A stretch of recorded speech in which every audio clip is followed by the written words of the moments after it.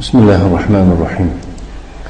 الحمد لله رب العالمين والعاقبة للمتقين، والصلاة والسلام على نبينا محمد وعلى آله وأصحابه أجمعين. أما بعد، شرح كتاب دروس اللغة العربية لغير الناطقين بها من الجزء الأول. إنك بعون الله تعالى ما درسوا خضر الدوام مديهم از شرح كتاب درسوا زبان عربي برای کسانی که با عربی حرف نمیزنند. قسم يكم. درس امروزی ما الدرس الحادي والعشرون، يعني درس 21 از شرح. قلت است هذا الدرس مراجعة لبعض الدروس السابقة. هذا الدرس مراجعة لبعض الدروس السابقة، يعني این درس 21 نسبت به بعضی درس های گذشته همچون تکرار می باشد. مراجعه گفته تکرار رو میگویم، یعنی در بعضی درس ها قاعده هایی که گذاشتن، مثلا در اینجا ذکر می کند که 15 قاعده رو گذاشتیم در طول، یعنی همین درس های که از درس 1 تا درس 20 ما چی گذاشتیم؟ تقریبا 15 قاعده رو گذاشتیم. همونها رو در اینجا جمع کرده میگذرد، اختصار کرده. یکم اسماء الاشاره للقریب المذکر، اسمهای اشاره که برای مسافه نزدیک و همانی را که به آن اشاره میکنن مذکر میباشد. هذا فصلنا، این صنف ماست. هذا مكتب المدرس، این میز مدرس است. هذا محمد، این محمد است. هذا مدرسنا، این مدرس ما است. در اینجا گفتیم که الها و حرف تنبیه. ماذا؟ الها و حرف تنبیه ده اسم اشاره مبني على السكون، میگفتیم مثلث في محل رفع.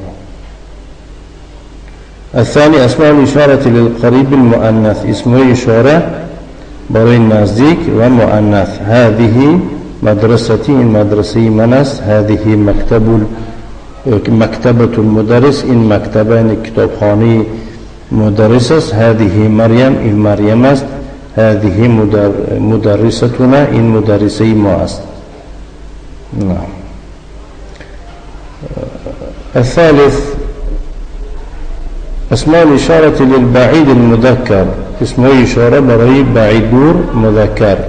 ذاك كرسيه، آن کرسی است. ذلك مكتب المدرس، آن میز مدرس است. ذاك محمد، آن محمد است. و ذلك علی، و آن یعنی علی است. الرابع اسماء الاشاره للبعيد المؤنث، اسم اشاره برای دور مؤنث. تلك مکاتب الطلاب، آنها چی؟ میزهای دانشجویانند. تلك فاطمه، وای فاطمه است، یا که آن فاطمه است. تلك الكتب للمدرسین، آن کتاب ها برای مدرس ها هستند. الخامس یا المتکلم، یا متکلم که خصوصا در همین درس آمده است. هذه مدرستی، این مدرسی من است. تلك حقیبتی، آن جامدان من است. هؤلاء اصدقائی، و ها یا که اینها دوستان منند. درباره یا متکلم همین که کدام اسمی که اضافه یا که مضاف به یا متکلم شود به طفیل یا متکلم، همان اسم آخرش چی می شود؟ اعرابش اعرابی تقدیری می شود. اعرابش اعرابی تقدیری می شود. خواه اسمی مفرد باشد یا که جمعی یا اسمی جمع باشد. فهمیدین؟ برای اشتغال المحل، محل جایی که باید اعراب ظاهرا می گرفت با حرکتی مناسب برای یا بند است. السادس ضمير الجمع للمتكلم ضمير جمع برای المتكلم هذا فصلنا ضمير متصل جمع إن صنف ماست في فصلنا 10 طلاب در صنف ما 10 دانشجوی است هذا مدرسنا این مدرس ماست نحن نحبه ما وی را دوست می‌داریم نحن اینم ضمیر است ضمیری چه متکلمی جمعی مفصل ضمیری یکی بگیم منفصل بگیم خودتر ضمیر الغائبی للمفرد المذکر ضمیر غائب برای تنها مذکر هو فصل واسع و صنفی واسع است فی چیه؟ فیه باید باشد فیه نافذتان در وی دوتا تریزه است فیه مکاتب در وی میز هاست فیه سبوره در وی پیشتختی صنف است هو من الیابان و از ژاپن است هو فيه يفتقن هي يكي الها ها ما الضمير مباشر الثامن ضمير الغائب للمفرد المؤنث ضمير غائب بروي مفرد ومؤنث هي قريبة منفصل مباشر هي مدرسة كبيرة ومدرسة كلونست لها 3 أبواب دارای 3 در می باشد ابوابها مفتوحه درهایش گشاده اند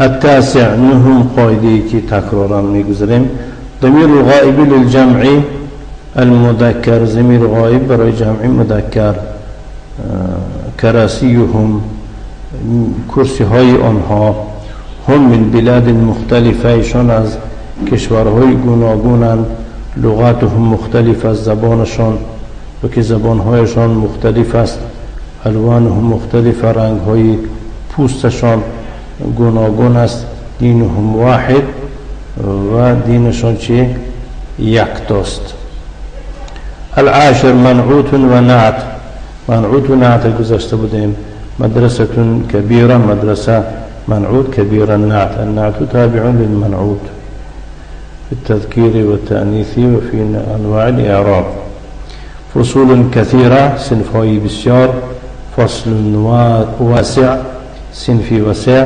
نافذتان كبيرتان تتريزي كلام هم من بلاد مختلفة ويها از کشورهای گوناگون رجل صالح مردی صالح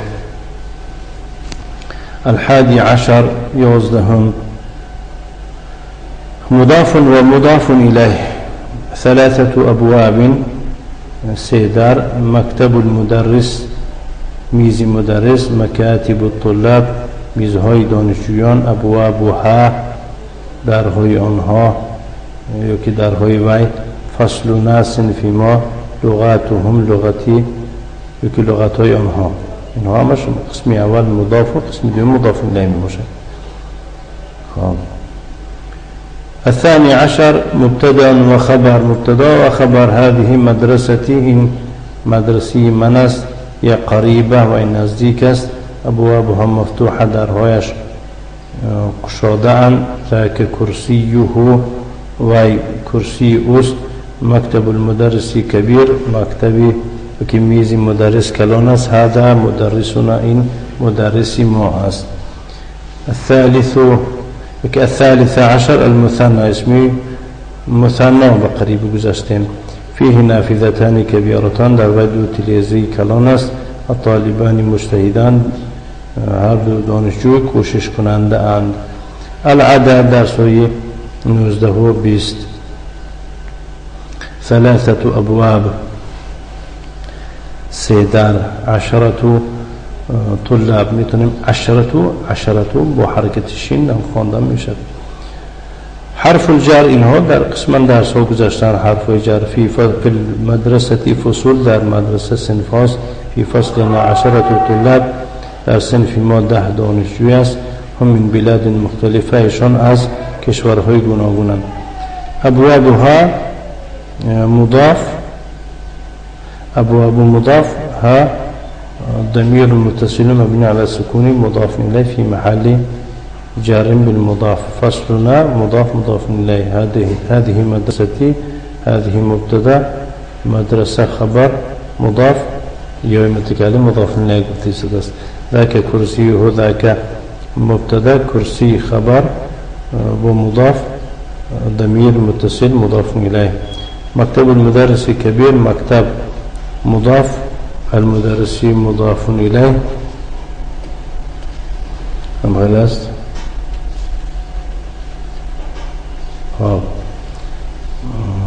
كبير خبر لغاتهم لغات مبتدا مضاف ضمير مضاف إليه مختلفة خبر. هي مبتدا مدرسة خبر منعوت كبيرة نعت شده استداست. ایناست. بارك الله فيكم. درسي امروزی ما از